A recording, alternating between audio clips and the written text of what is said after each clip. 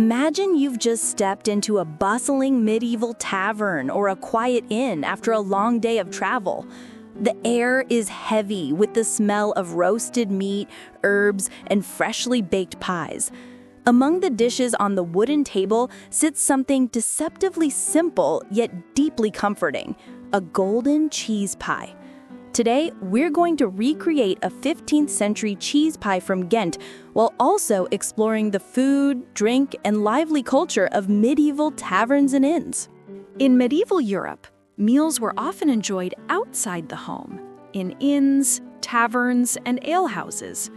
Inns welcomed travelers with food, drink, and a bed. Chaucer's pilgrims famously began their journey at the Tabard Inn in Southwark. Taverns were hubs of local life, where wine and hearty food were served. Alehouses were simpler, often just someone's home selling ale and bread. No matter the place, bread, cheese, and pies were essential. Sometimes pies were savory, filled with herbs and meat. Other times, sweet, with sugar, spice, or even rosewater from the 16th century onward. Cheese was a cornerstone of medieval cooking. People made fresh cheeses like cottage cheese, ricotta, and cream cheese, but also aged ones like Parmesan. They also knew blue-veined cheeses and white crust cheeses, early forms of the cheeses we still enjoy today. Some of these names are still on our tables now: ricotta, Parmesan, Roquefort, Brie, cheddar, and Cheshire.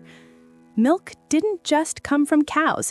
Goats and sheep were equally important. Medieval pies often combined cheese with sugar, herbs, or both, flavors we'd consider unusual today, but perfectly normal then.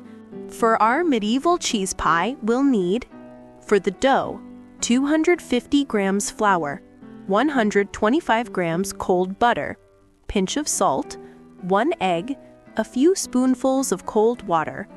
For the filling, 4 egg yolks, 400 grams firm cream cheese, 50 grams butter, 3 tablespoons flour, 1 teaspoon salt, 1 teaspoon long pepper or black pepper, a handful of fresh herbs, parsley, sorrel, burnet, lovage, mint, or whatever you have on hand. This version is simple, rustic, and adaptable, just like it would have been in the 15th century. To make the dough, combine flour and butter, cutting the butter into small pieces.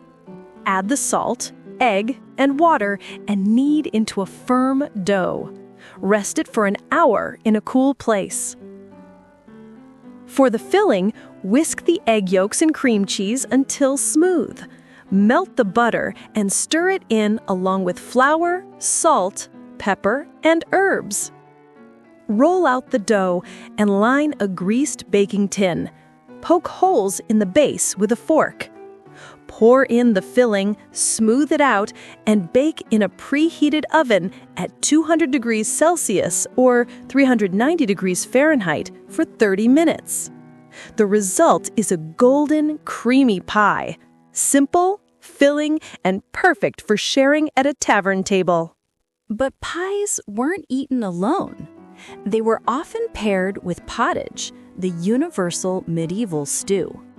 Sometimes these stews were never-ending, known as perpetual stews. In Perpignan, France, a pot supposedly simmered for centuries. In Japan, Oden broths simmer for decades, deepening their flavor.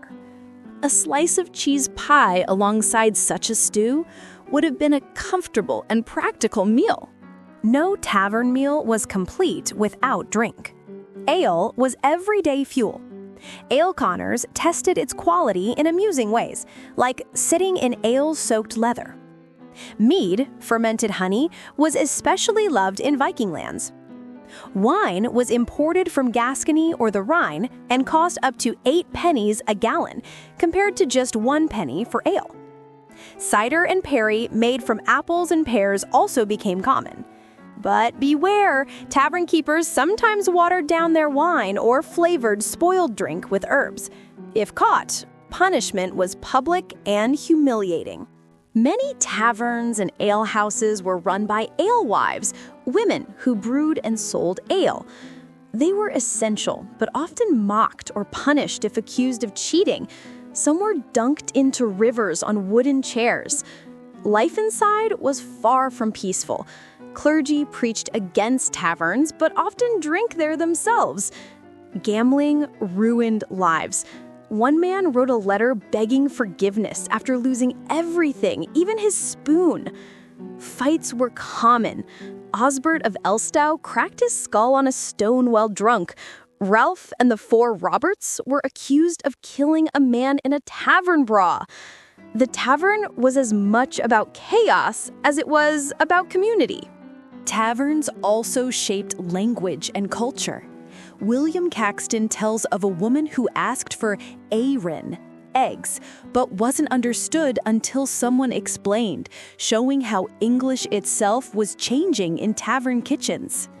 Food and drink carried deep symbolism: bread as sustenance, wine as wealth, ale as community, and pies like this, humble but rich, were part of everyday medieval life. Out of the oven, our medieval cheese pie is golden and fragrant, the filling rich with dairy and herbs. Take a slice, pair it with ale or stew, and you've stepped right into the world of a 15th century tavern or inn.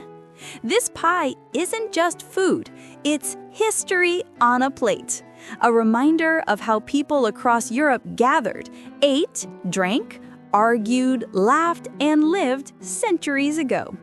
So next time you bake, imagine you're sharing your pie at a long wooden table in the warmth of a medieval tavern.